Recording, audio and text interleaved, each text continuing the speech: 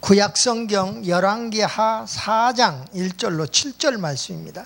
열왕기하 4장 1절로 7절 말씀, 제가 봉독해 올릴 때에 살아서 역사하시는 주님의 음성을 들을 수 있기 바랍니다. 아멘. 선지자의 생도의 아내 중에 한 여인이 엘리사에게 부르짖어 가로되, 당신의 종 나의 남편이 이미 죽었는데 당신의 종이 여호와를 경외한 줄은 당신이 아시는 바이다.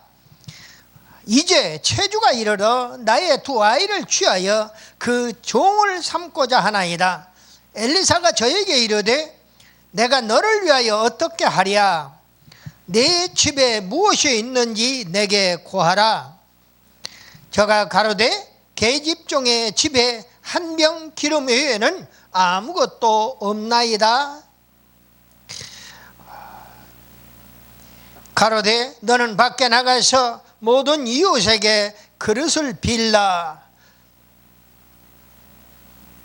빈 그릇을 빌되 조금 빌지 말고 너는 내 두 아들과 함께 들어가서 문을 닫고 그 모든 그릇에 기름을 부어서 차는 대로 옮겨 놓으라. 여인이 물러가서 그 두 아들과 함께 문을 닫은 후에 저희는 그릇을 그에게로 가져오고 그는 부었더니 그릇에 기름이 다 찬지라. 여인이 아들에게 이르되, 또 그릇을 내게로 가져오라. 아들이 가로되, 다른 그릇이 없나이다 하니 기름이 다 그쳤더라. 그 여인이 하나님의 사람에게 나아가서 고한데, 저가 가로되, 너는 가서 기름을 팔아 빚을 갚고 남은 것으로 너와 내 두 아들이 생활하라 하였더라. 아멘. 오늘 말씀이 기적의 시리즈 53탄입니다. 빈 그릇을 채운 기적입니다. 빈 그릇을 채운 기적. 뒤에 32절부터 나오는 수넴 여인의 그 아들이 늙어서 얻은 아들이 죽었어요. 그런데 또 그 아들을 살려주는 기적이 연결해서 이렇게 나오고 있는 것을 보게 됩니다. 먼저 오늘 본문 말씀의 은혜를 받으시고 또 나의 인생에 빈 그릇을 가득 채우는 그러한 체험의 주인공 다 되시기를 예수님의 이름으로 축복합니다. 아멘. 인생의 문제는 모든 사람에게 다 있습니다. 한 가정을 놓고 봐도 자식의 문제, 또 부부의 문제, 또 가난의 문제, 질병의 문제, 또 죽음의 문제, 태어나는 출생의 문제에서부터 죽는 데 이르기까지 많은 문제가 있는 것입니다. 그런데 그 많은 문제 중에 오늘 본문에 나오는 한 여인은 바로 그 어떤 목사님이 설교를 들으니까 수넴 여인으로 얘기를 해요. 이 여인이, 한 여인이 누구냐, 수넴 여인이라고 이야기를 합니다. 그런데 그것은 성경을 좀 더 깊이 보았으면은 그런 말씀을 안 하실 텐데 아쉬운 부분이에요. 이 앞에 4장 1절에 나오는 한 여인, 바로 선지자의 생도의 아내 중에 한 여인이 엘리사에게 부르짖어 가로되, 이렇게 말씀이 시작이 되는데 여기서 나오는 한 여인은 수넴 여인이 아니에요. 그걸 알아야 합니다.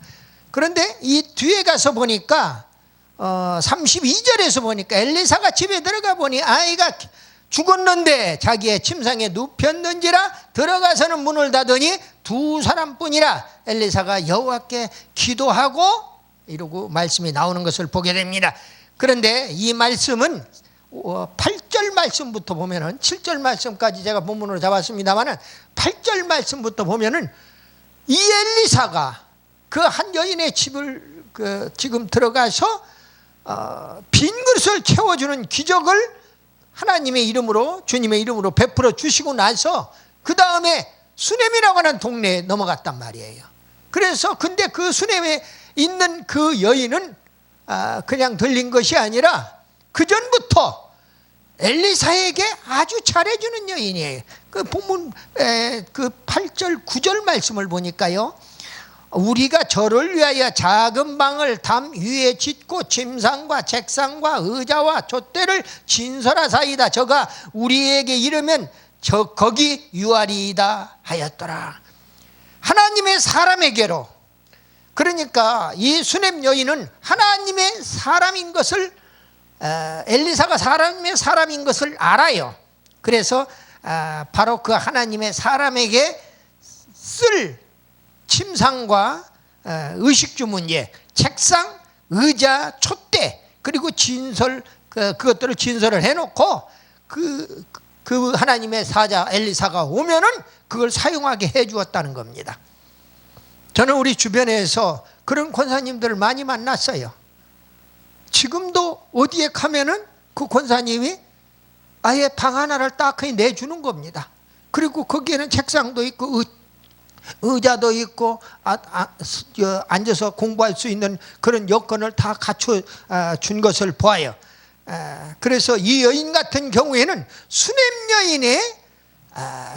여인의 받은 축복을 받아 누리겠구나 하는 것을 생각을 하곤 했어요. 그런데 이 수넴 여인은 어떤 여인이었냐 보니까, 그런데 이 노 부부에게 아들이 없는 거예요. 수넴 여인도 늙은 여인이에요.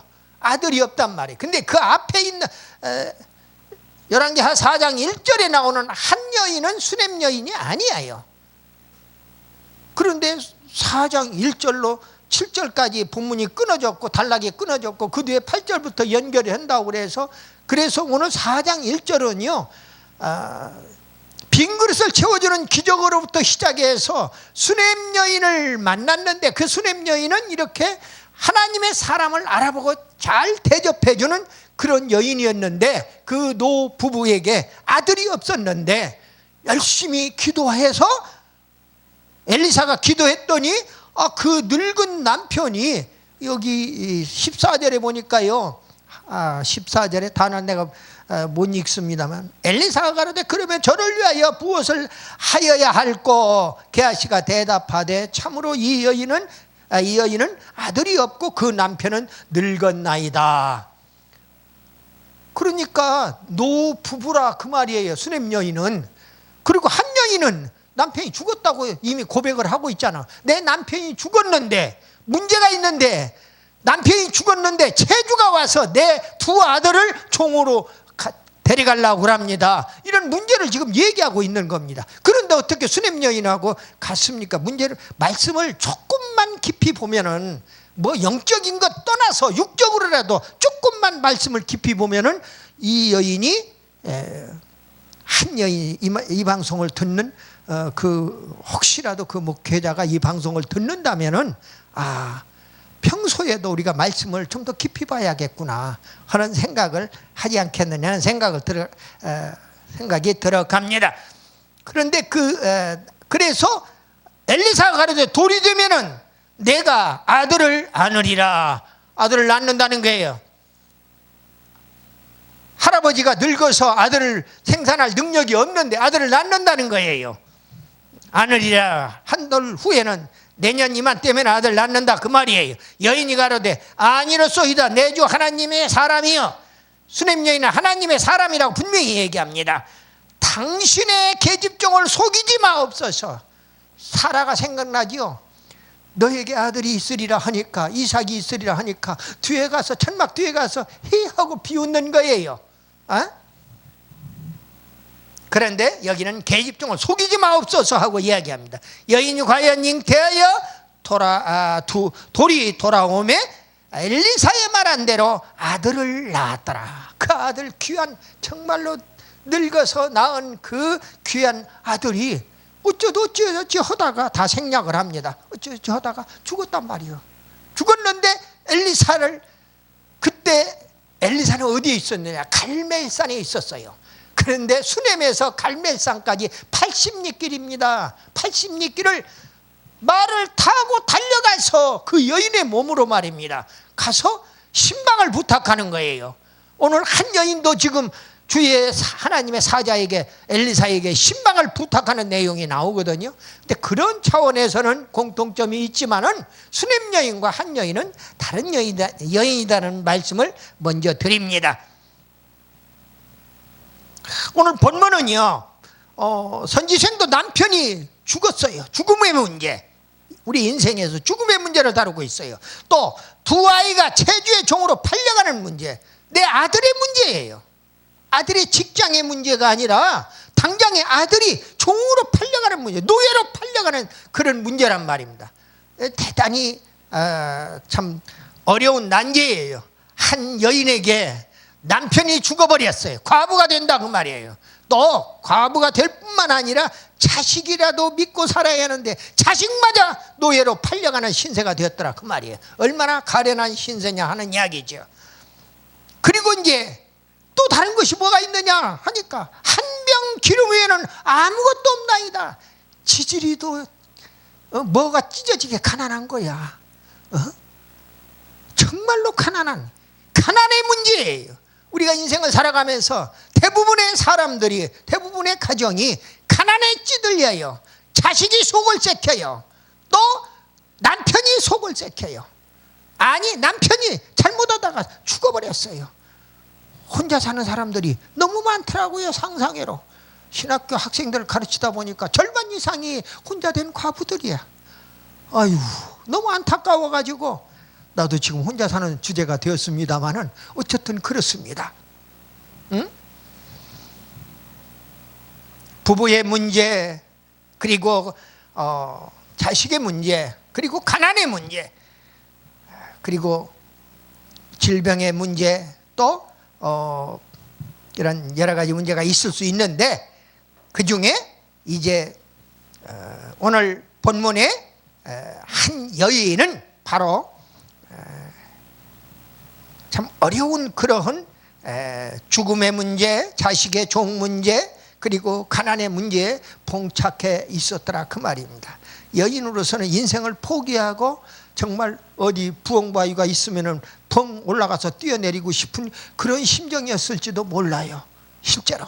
그러나 이 여인은 참 담대한 것이 하나님의 사자를 찾는 거예요. 하나님의 사자를 여기서 오늘 본문의 1절에서 보니까요, 4장 1절에서 선지자의 행도의 아내 중에 한 여인이었다. 남편이 하나님의 사자의 일을 하기 위하여, 하나님의 사자가 되기 위하여 선지생도로서 연단받고 있는 겁니다. 그래서 저는 이 말씀이 너무나서 와 닿는 거예요, 실제로. 왜냐하면 많은 선지생도들을 가르쳐 보았으니까 한 30년 가까이 선지생도들을 많게는 6개, 7개 그 총회 신학에서 학생들을 가르치고 또 적게는 한두 개 신학에서 지금도 가르치고 있어요. 그런 입장에 있으면서 이렇게 보니까 남편이 선지생도로서 있는데 있다가, 그리고 그 남편이 어떤 남편이었느냐, 엘리사에게 부르짖어 가로되 당신의 종 나의 남편이 이미 죽었는데, 당신의 종이 당신이 시키면 시키는 대로 했던 그 종이 내 남편인데 그 남편이 이미 죽었는데 체주가 와서 내 아들을 데려다가 종으로 삼으려고 그럽니다. 얼마나 안타까운 고백을 하고 있느냐 그 말이에요. 믿음이 좋은 가정이라 그 말이에요. 믿음이 좋지 않으면 남편을 그냥 하나님의 선지생도로서 보내겠느냐 하는 이야기죠. 선지생도로 부름을 받았는데도 못 가게 하고, 이미 목사라 안수를 받았는데도 하나님의 일을 못하게 하는 여인네들이 얼마나 많은 줄 아세요? 또 남편 된 자가, 여인이 목사가 되었는데도 목회 일을 방해하는 자가 얼마나 많은 줄 아세요? 이것이 현실입니다. 오늘 이 열왕기 하 4장에 나오는 한 여인의 가정 문제를 놓고 보니까 이것은 우리 목회자 반열에 있는 사람들의 모든 문제를 대변하는 그런 내용이다 하는 게 말씀을 드릴 수가 있어요. 오늘 이 빈 그릇을 채운 기적의 주인공 한 여인은 어떤 문제가 있었느냐 하나씩 한번 알아봅니다. 남편의 죽음 문제입니다. 여인에게 가장 큰 문제는 일생을 믿고 의지할 남편이 죽어버렸다 그 말이에요. 그러니까 주님이 시간이 있을 때마다 우리 주님이 과부들을 구제하라, 그리고 고아들을 구제하라, 나그네들을 구제하라는 얘기는 3대 구제 사건이 나오는 겁니다. 왜? 남편은 무엇이 없습니까? 아내는, 과부는 남편이 없는 사람을 과부라고 그래요. 고아는 아버지가 없는 사람을 고아라고 그러고요. 그리고 나그네는 누구냐? 집이 없는 사람을 나그네라고 그래요. 이리저리 떠돈다 그 말이에요. 그 사람들을 우리가 주변에서 보살펴 줘야 할 구제의 대상이다 하는 거예요. 근데 그걸 보았으면은, 알았으면은, 결국 이 세상은 가진 자가 베풀어서 나누어 먹고 살도록 돼 있는 거예요. 그걸 억지로가 아니라 자발적으로 기쁜 마음으로. 그리고 여러분들 가진 것을 한번 주어 보세요. 그 하나없이 기쁨이, 마음 심령 속에 기쁨이 찾아오는 걸 느낄 수가 있다 그 말이지요. 남편의 죽음 문제, 당신의 종 나의 남편이 이미 죽었다고 얘기합니다. 자식의 종 문제입니다.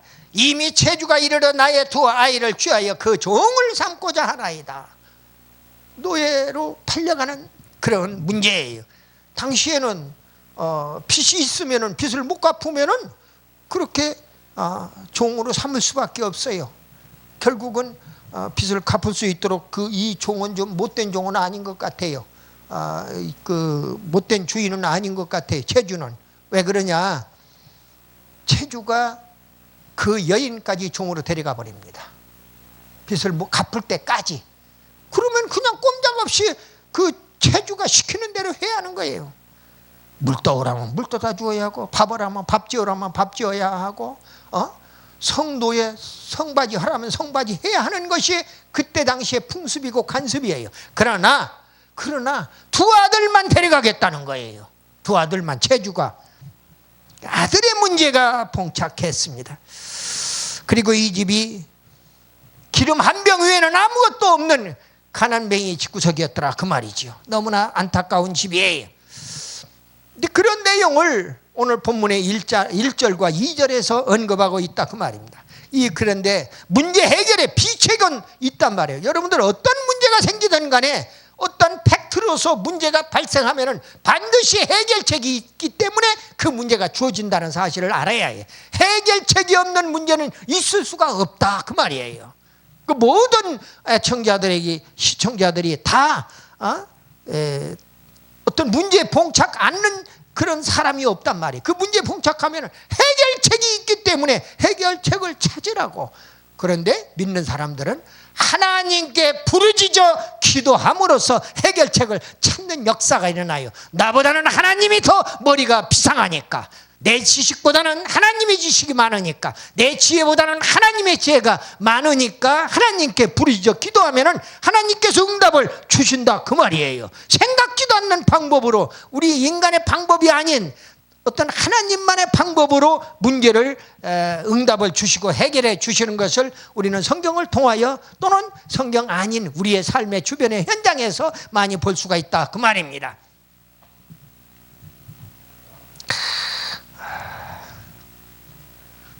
문제가 발생하면은 그 즉시 하나님의 종에게 신방을 부탁하라고 하는 거예요. 조금 전에 신호가 울려서 잠깐 나가 전화를 받았습니다만, 어제 저녁에 전화 왔던 그런 강도사님한테서 전화가 왔어요. 근데 어제 손가락 수술을 하는데 이 친구가 또 젊은 친구가 또 당뇨 환자야. 아주 이거 뭐 잘못하면 손가락 다 잘라야 한다는 거야. 그러니 수술 들어가는데 목사님 기도 좀 해주세요. 내가 신학 공부 시킨 친구도 아니에요. 그런데 이렇게 저렇게 알게 됐던 친구인데 전화를 받아보니까는 아이고 수술 잘 끝났다고 아무 걱정하지 말라고 그러면서 의사가 오히려 위로의 이야기를 해줬다는 겁니다.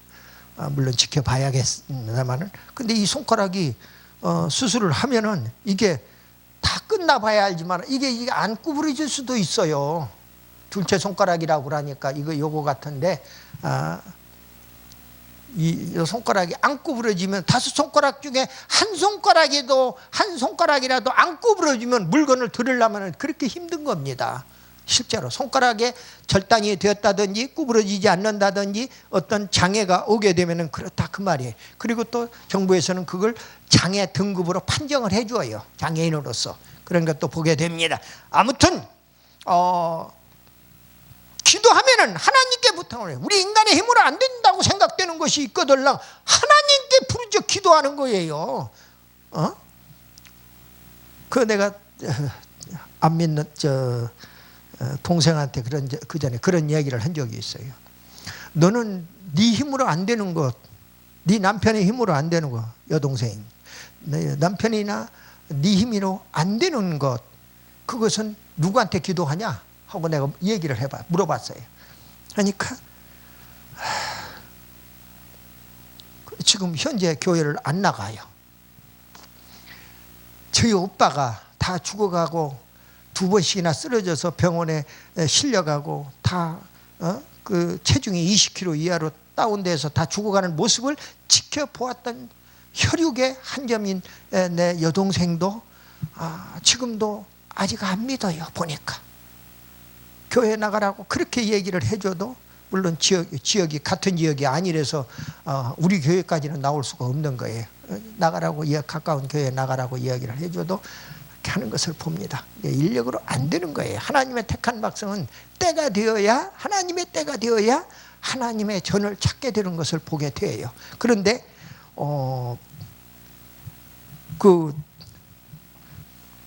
누구한테 기도하냐고 얘기하니까 그 사람 저 동생의 입에서도 기도는 하나님한테 해야죠. 얼마나 고맙고 감사하던지. 왜? 믿고 안 믿고는 둘째 문제 치고 새벽마다 여기서 오늘 말씀을 전하는 것도 쏘아줄 뿐만 아니라 유튜브로 올려줄 뿐만 아니라 새벽마다 문자로 해서 메시지를 다 날려주거든요. 네가 이 말씀을 눈이 있으니까, 육안이 열렸으니까 읽어보고 또 좀 영안이 열린다면 그 말씀의 의미도 깨달을 수 있을 거 아니냐 하고 새벽마다 5시 전후, 6시 전후가 되면은 말씀을 보내주어요. 그런데 그 덕분이 아닌가 하는 생각이 들어가더라고요. 그러면서 하나님께 기도한다고. 그러면 하나님이 잘 이루어 주시더냐 하고 이야기한 적이 있어요. 근데 믿는 사람하고 안 믿는 사람하고 차이가 거기에 있습니다. 응답이 바로 안 떨어져도, 그 즉시에 안 떨어져도 믿는 사람들은 하나님이 시간 여유를 두고 내 기도에 응답하시는구나 이렇게 생각을 하는데, 믿지 않는 사람들, 에이 하나님이 나를 미워하시나 봐, 불신의 그런 장벽으로 쌓여 있는 사람들은 그렇게 생각하기 일수다 하는 겁니다.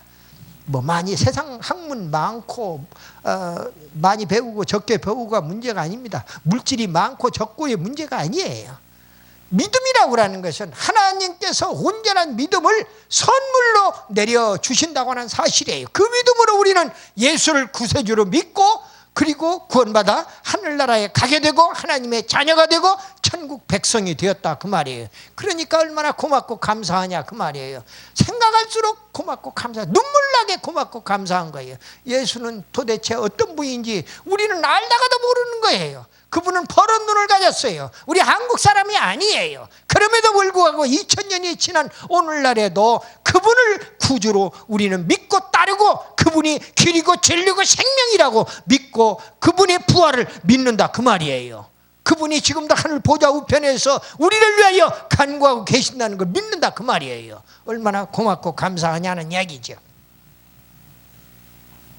신방을 부탁했다. 그 문제가 있으니까 신방을 부탁할 수밖에 없죠. 그러니까 그런데 그 신방을 부탁하라고 했는데 오늘 8절 이후에 나오는 수냄 여인, 그 아들을 얻었는데 그 아들이 노후에 얻었는데 그 아들이 죽음을 맞이하게 되었을 때에 이제 거기에서 갈멜산에 있는 하나님의 사람 엘리사에게 달려가서 결국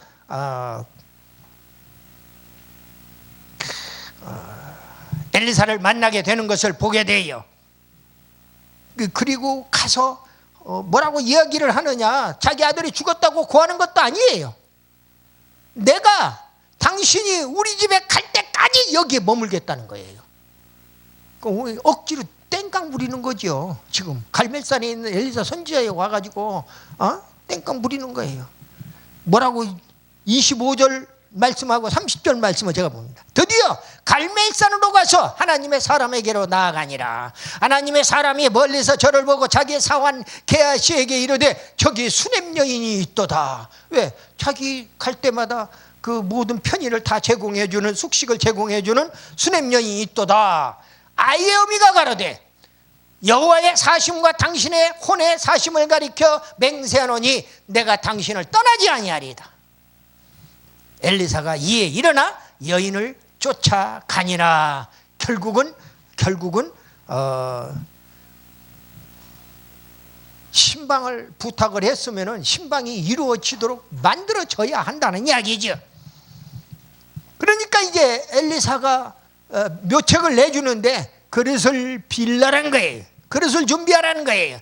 그 말은 영적으로 다시 좀 해석의 말씀을 드리면 큰 믿음을 가져라. 큰 그릇이 되어라. 큰 믿음을 가져라. 그 말이에요. 많은 기름 큰 그릇을 빌라고 그랬는데 오늘 3절 본문 말씀에 보니까 너는 밖에 나가서 모든 이웃에게 그릇을 빌라. 빈 그릇을 빌어라는 거예요. 다 빈 그릇을 빌어라. 조금 빌지 말고. 그렇게 말씀을 주고 있어요. 4절에서 보니까 그러니까 그릇을 비는데 세상 문을 닫고 들어가서 이제 그릇에 기름을 부으라는 거예요. 세상 문을 닫고 들어가서 문을 닫고, 그 말은 세상 문을 닫으라 그 말이죠. 열왕기하 4장 4절에서 보니까 너는 두 아들과 함께 들어가서 문을 닫고 그 모든 그릇에 기름을 부어서 타는 대로 옮겨 놓으라. 문을 닫고 기름을 부으래요. 세상 문을 닫고 믿음 생활 철저히 하라는 겁니다. 기름은 성령을 상징하는 것이기도 해요. 그래서 성령 충만한 믿음 생활을 하라고 우리에게 말씀을 주고 있다 하는 이야기예요. 기도로 성령 충만하는 거예요. 그래 그릇에 기름이 다 찬지라 그랬어요.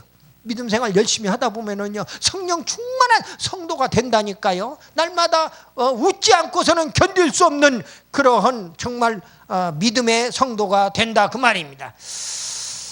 6절 상반절에 보니까 그릇에 다 찬지라 성령 충만한 모습을 보여주고 있는 것입니다.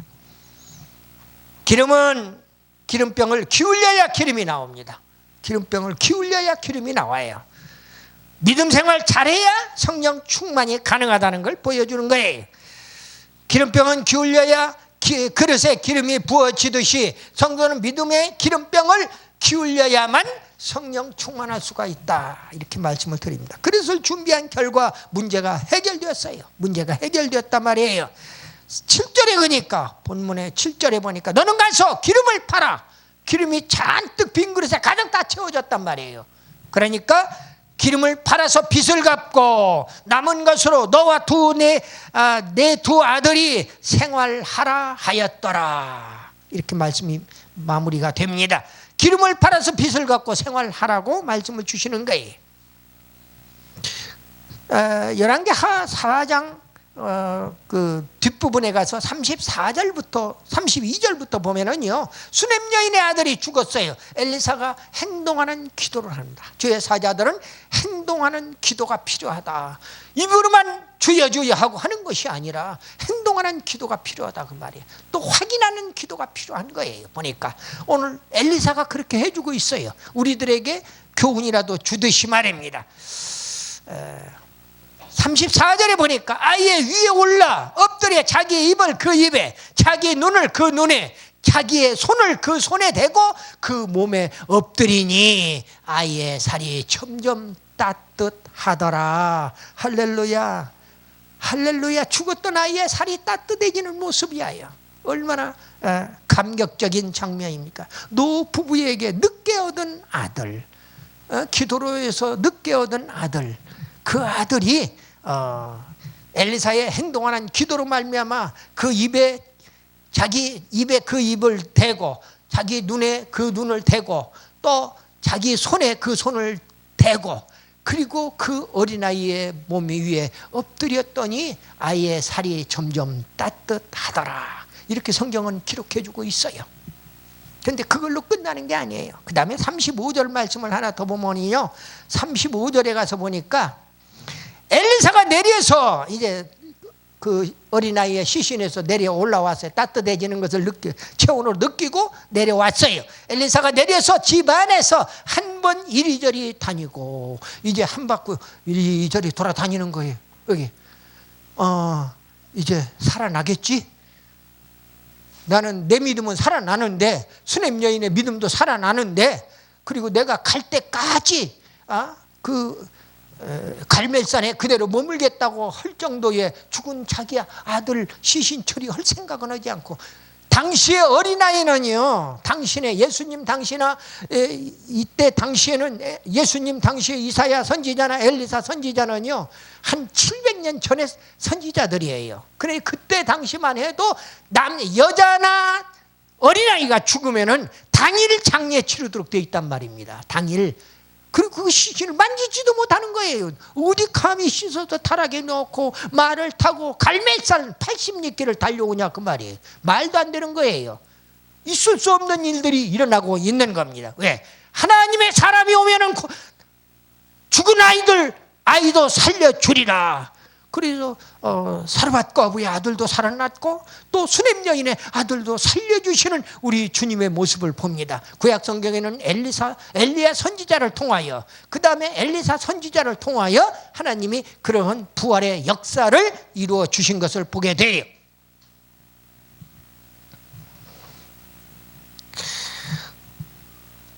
입과 입을 일체했다고 그랬는데, 그 말씀은 우리가 여기 강단에서 나가는 말씀을 여러분들이 아멘으로 화답하면 돼요. 아멘 한번 해보세요. 아멘. 아멘이야요.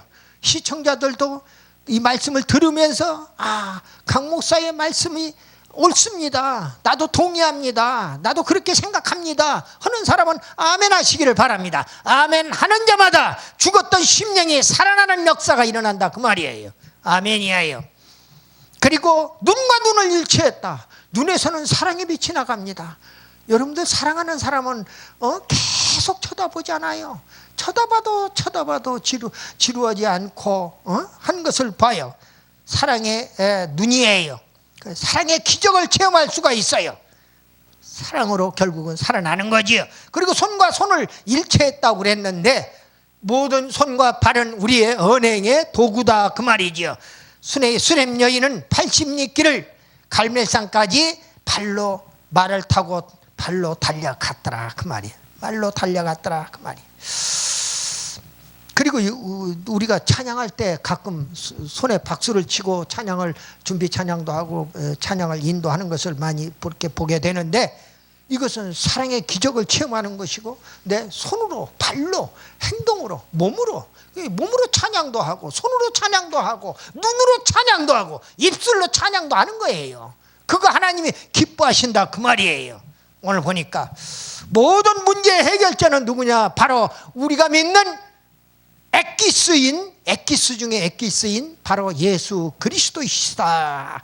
아멘. 아멘이에요. 예수 그리스도만이 모든 문제의 해결자가 되신다. 엘리사와 그 여인은 우리 주님과 성도를 상징하고 있는 거예요. 엘리사는 엘리야도 그랬고 엘리사도 그랬고 사무엘도 그랬고 다 예수님의 그림자예요. 실제로 사역면에서 예수님의 그림자라 그 말이에요. 그리고 오늘 이 여인, 수냄 여인이나 한 여인도 다 우리 성도들의 우리들의 모습이에요. 우리들을 상징하고 있다 그 말입니다. 기름과 기름병은 바로 믿음을, 성령을 상징하는 것이고, 기름은 성령을 상징한다고 이렇게 말씀을 드렸습니다. 말씀을 마무리합니다. 여인의 문제는 바로 우리 성도들의 문제다. 그리고 문제 해결의 비책은 크게 세 가지로, 성도는 문제가 해결되면 먼저 주의 종에게 신방을 요청하라는 겁니다. 자기 혼자 해결이 안 돼요. 아무리 해도 내 생각이 짧아요. 하나님의 사자에게 신방을 요청하면은 달려가는 거예요. 저는 솔직한 고백을 하면은요, 신학생들하고 관계를 그렇게 오랫동안 맺다 보니까 신학생들이 밤에 밤늦게라도 무슨 어려움이 있어서 달려오라면 달려갔어요. 다행히 하나님이 차를 주셨기 때문에 차를 몰고 달려갑니다. 그냥 난장판으로 만들어 놓고 엉엉 울고 난리 법석이 터졌어요. 그처럼 모처럼 있는 그 남자가, 자기 남편이라고 하는 남자가 그냥 두드러 패고 이 집안 살림을 다 두드러. 그 사람이 부부싸움은 자기들끼리나 할 일이지 왜 나까지 거기다 불러들이냐고. 교수가 거기 가서 뭘 어떻게 하겠어요. 그런 경우들도 맞이하고, 예를 들면은. 그리고 혼자 계시는 분들이 부르면 그게 제일 난처해요. 난감해요. 그래도 기도하고 성령님께서 가라고 명하시면은 가야 하는 게 우리 목회자들이라 그 말이에요. 오늘 엘리야가 바로 그런 입장이에요. 문제 해결자는 누구냐? 오직 예수 그리스도다. 우리 성도들은 본문의 여인처럼 그릇을 준비하고 세상 문을 닫고 믿음의 기도로서 성령 충만하라고 얘기하는 겁니다. 이 말씀은 성령 충만하는 이야기를 또 다른 얘기를 하면 성령 세례 받아라 하는 이야기예요. 성령 세례 받아라 하고 이야기하는 겁니다. 성도는 주의 종에게 일체할 때에, 주의 종과 일체할 때에 생사초월의 문제도 해결된다 하는 이야기입니다. 이제 우리는 믿음 그릇을 준비하여 주의 종과 일체함으로 당면한 모든 문제를 해결받는 우리 모두 다 되시기를 예수님의 이름으로 축원합니다. 아멘.